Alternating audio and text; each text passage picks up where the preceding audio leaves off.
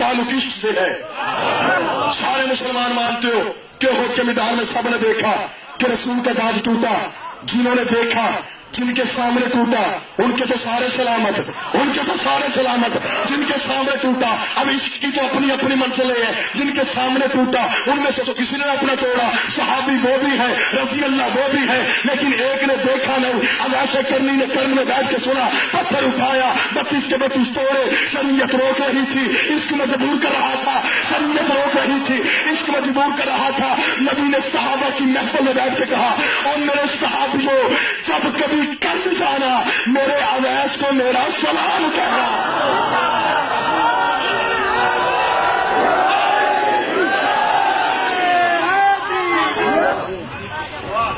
پتہ نہیں رسول کو کہ میں زندہ ہوں، اویس زندہ کا ماتم کر رہا ہے۔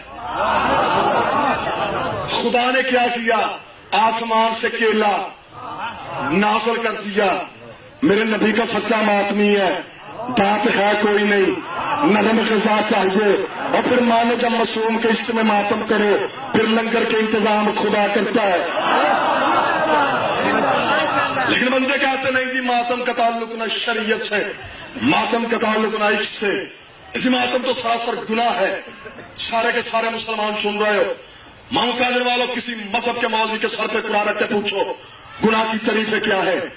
گناہ کی دو ہی تعریفیں ہیں۔ گناہ ہر اس کام کو کہتے ہیں جو چھپ کے کیا جائے، کر کے پچھتایا جائے۔ بول پڑو میرے ساتھ، جو چھپ کے کیا جائے، کر کے پچھتایا جائے۔ جو بندے ماتم کو گناہ سمجھتے ہو تو گناہ کی تو دو ہی طریقے ہیں، جو چھپ کے کیا جائے، کر کے پچھتایا جائے۔ جو چھپ کے کیا جائے، کر کے پچھتایا جائے۔ ہم نہ ماتم کل چھپ کے کرتے تھے، ہم نہ ماتم آج چھپ کے کرتے ہیں، ہم نہ ماتم قیامت تک چھپ کے کریں گے۔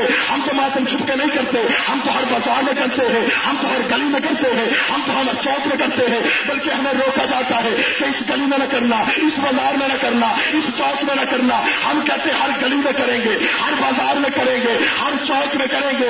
رہ گئی پچھتانے کی بات، مجھے حسین کی عزت کی قسم ہے کہ میری قوم کا ماتمی ہلکا ماتم میں ماتم کرتا مر بھی جائے، نہ اس کا باپ پچھتاتا ہے، نہ اس کی ماں پچھتاتا ہے۔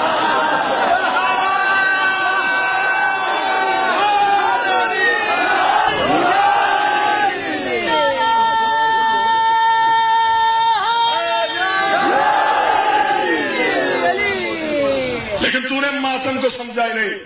میں مقابلے والا قرآن میرے ہاتھ میں ہے،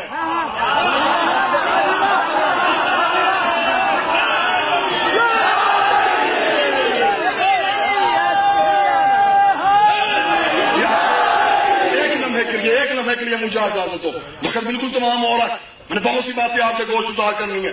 قرآن برسر چوک میرے ہاتھ میں ہے،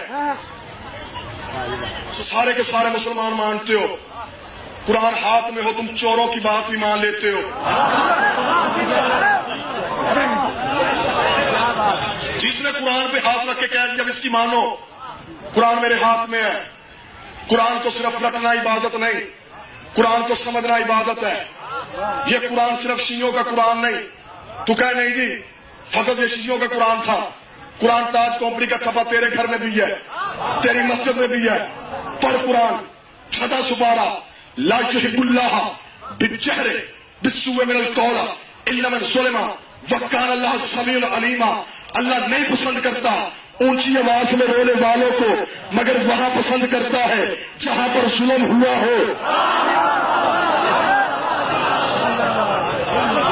قرآن میرے ہاتھ میں ہے۔ میں نے پچھلی مجلس میں بھی کہا تھا 5 فروری پورے ملک میں یوم یکجہتیہ کشمیر منائی گئی۔ کیوں مناتے ہو؟ سارا سال گھروں میں رہتے ہو، ایک 5 فروری کا دن آتا ہے، گھروں سے نکل کے بازاروں میں آتے ہو، جلوس نکالتے ہو، ریلیاں نکالتے ہو۔ کیسی ریلیاں نکالنی پڑیں گی، جلوس نکالنے پڑیں گے۔ ہم نے سارا سال صبر کیا، لیکن آج کشمیر کے ساتھ یکجہتی ہے۔ کشمیر میں ہو کیا رہا ہے؟ کشمیر میں ظلم ہو رہا ہے۔ اس کا مطلب تو مان گیا کہ جہاں ظلم ہو وہاں جلوس بھی نکلتے ہیں، وہاں احتجاج بھی ہوتا ہے۔ کشمیر کا ظلم یاد ہے، کربلا کا ظلم یاد نہیں۔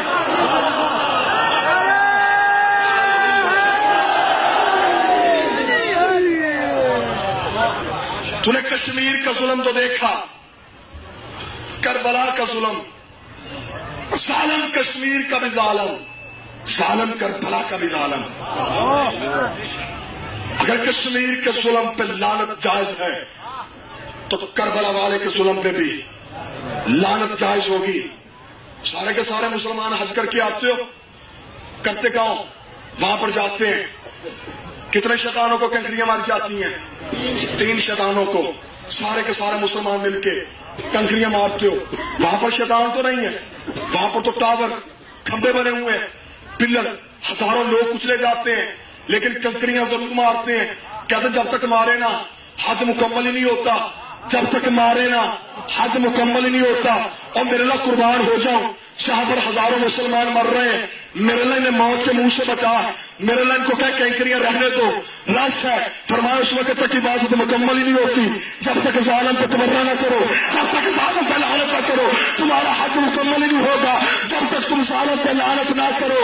اگر عظمت کرنی ہو، اگر عزت کرنی ہو، اگر اس کی اصل نہ ملے، اس کی شبیہ کی عزت جائز ہے۔ اگر تم نے لعنت کرنی ہو، اس کی اصل نہ ملے تو اس کی شبیہ پہ لعنت جائز ہے۔ قرآن میں نبی سے پہلے دکھاتے ہو یا تم نبی کے بعد دکھاتے ہو؟ ہمیں کوئی ایسی روایت بتاؤ نبی کی زندگی میں ہوا ہو اور نبی نے منع نہ کیا ہو۔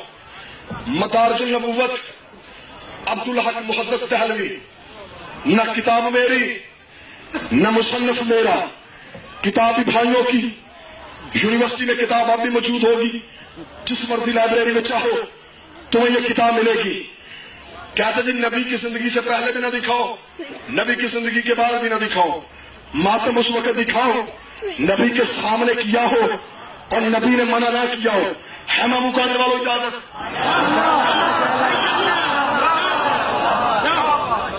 کتابوں میں درج ہے احد کے میدان سے جب رسول واپس پلٹے پورا مدینہ ماتم کدا تھا۔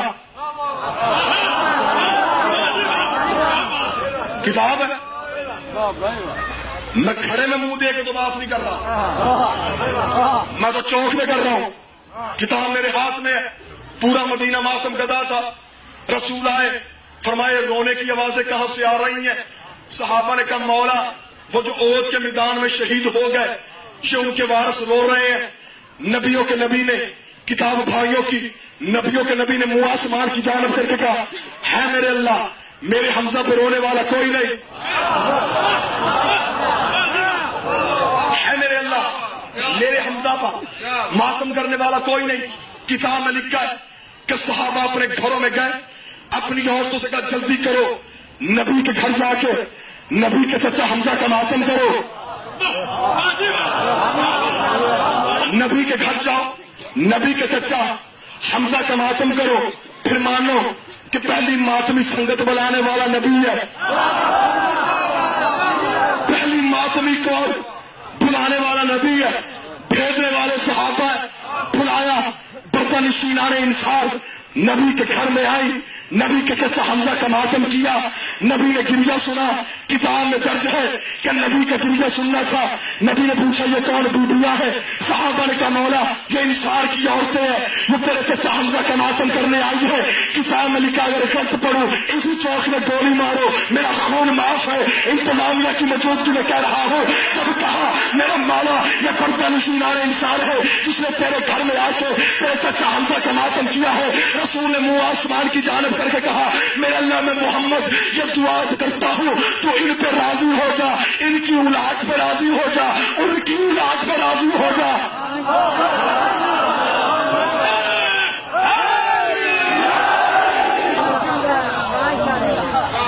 اس سے بڑی روایت کوئی نہیں۔ ماتم قرآن میں کل بھی جائز تھا، ماتم قرآن میں آج بھی جائز ہے، لیکن کیا تو نہیں جی میں زندہ مسالے دیتا ہوں، مشکل بات نہیں کرتا تاکہ ہر ذہن سمجھ سکے۔ حج سے واپس آتے ہو، وہ حج میں ہے کیا؟ جب انسان حج کے لیے جاتا ہے ایک چادر مولانا صاحب سارے کے سارے مسلمانوں کے اوپر جسے احرام کہتے ہیں،